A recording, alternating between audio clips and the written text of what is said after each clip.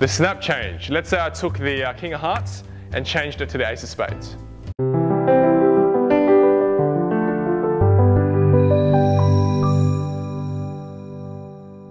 As some of you might be aware, I do quite a bit of traveling around the world, and one of my favorite things to do while I travel is to play with my cards while I'm on the plane or on the bus, and then when someone looks at me and I notice them looking at me, I immediately turn to them and go, snap change!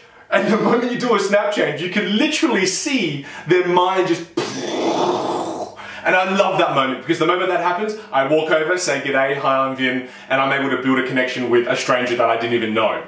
So please remember, you have a wonderful skill set. I know so many of you spend hours upon hours upon hours practicing your craft. So don't forget to go out there and perform for people. It's one of the most beautiful gifts you can give to a stranger. Hope you guys enjoy my tutorial of the snap change. So how is this move done? Right, the first thing you guys are gonna have to realize is that there's two cards, okay? So essentially this is what happens. I'm holding two cards, and there's one card at the front, obviously, and there's one card at the back.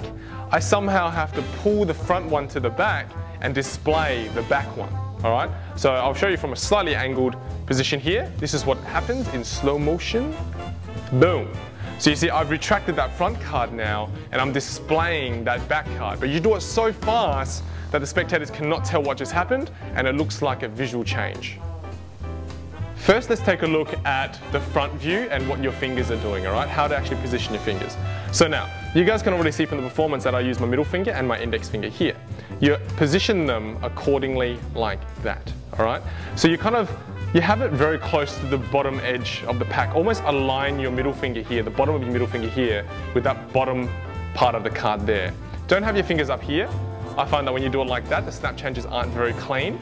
So I mean, you can try it and you'll find out for yourself, but trust me, have your fingers about there.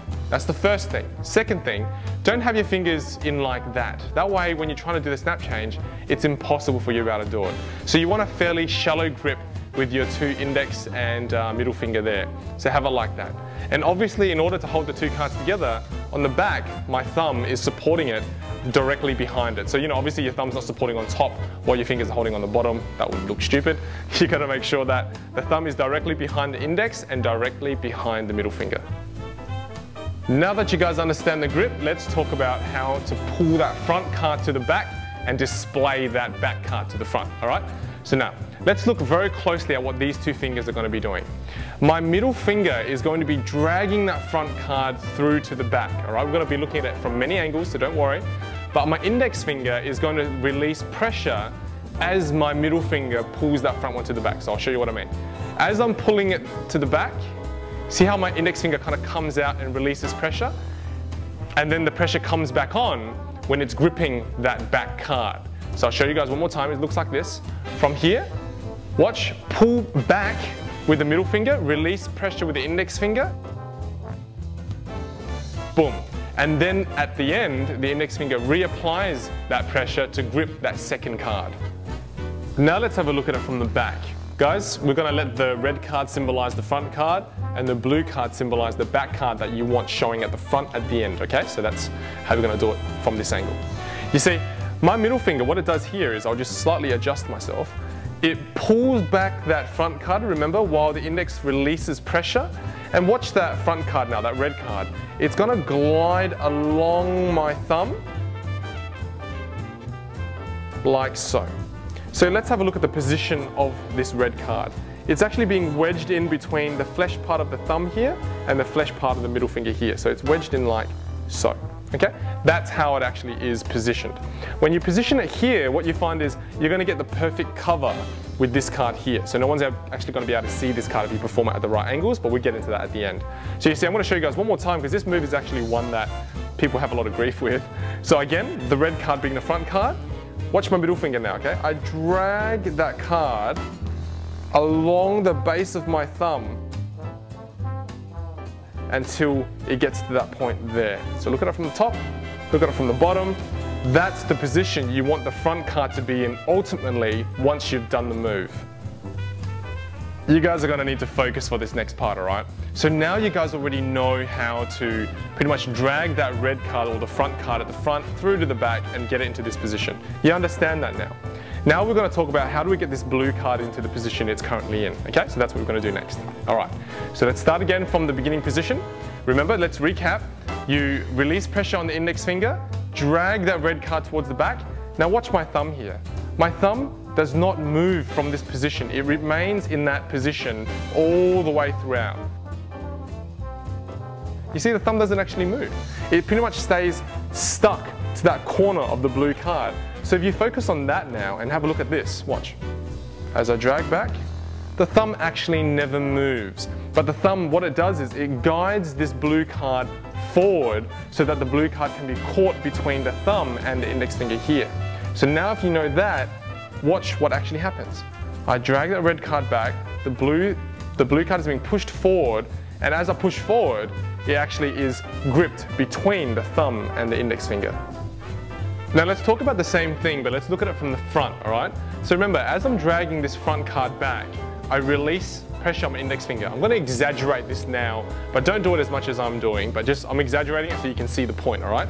So I release pressure on the index finger, I drag that front card back, and the moment that front card has cleared and the back card is now showing, the index finger comes back in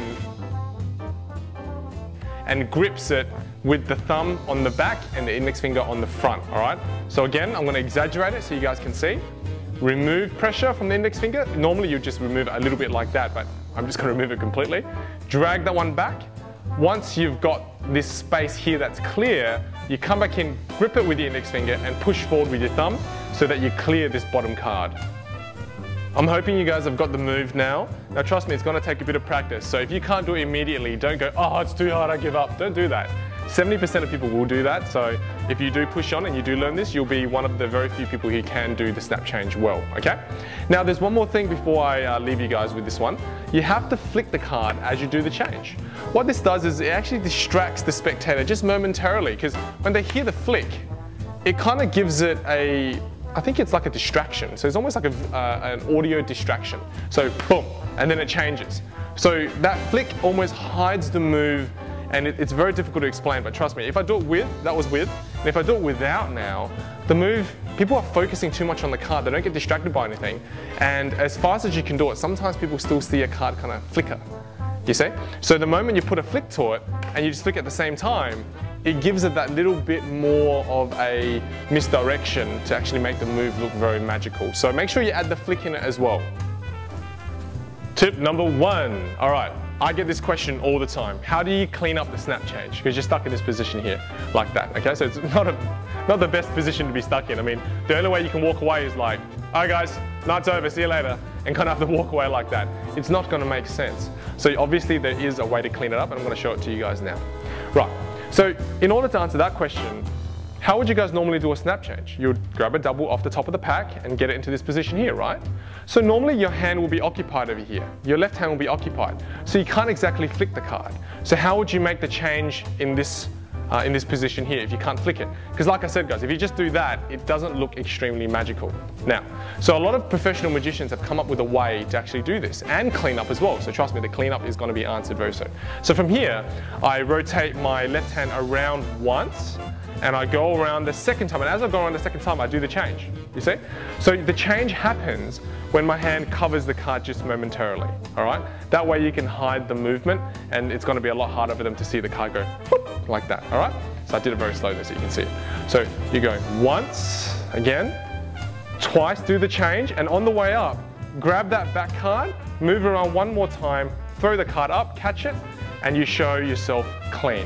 So I'm gonna show you from this angle here. So from here, I go around once, I go around twice, do the change, come up, grab that card, throw this card up, catch it, and show them your hands clean. Trust me, this is a very good cleanup, and you're only stuck in a bad position momentarily, and then you're immediately clean right at the end. Tip number 2. What I'm going to say here is, I know a lot of people are going to have trouble with this move, and I suggest you guys go back to the front of the video and listen to everything again and practice, practice, practice, alright? This move is so powerful. I mean, picture this. You're in a bus and a car drives past, people are looking at you for some reason, you grab a card out, you do a snap change, they have no idea how you did that. The amount of times I've used this, you know, to attract someone's attention across the bar or something, it's insane. It's something that people are like, what, how? And they'll walk up to you and ask you how you did and everything. So trust me, spend the time, put in the practice, put in the hard yards, and you guys are going to be able to reap the benefits from this amazing move. And make sure you perfect it before you perform it. This is one where if you do it and people see the card at the back, and you're going to be left feeling like an idiot. So make sure you practice, practice, practice until you get it just right, then perform it, and you're going to get all the attention in the world. The angles for the snap change. You see, once you've changed the card, what are your angles? You see, if I move slightly like this, you're going to see that back card. If I move slightly this way, you're going to see that back card. And if I tilt it like this, you're going to see it. If I tilt it like this, you're going to see it.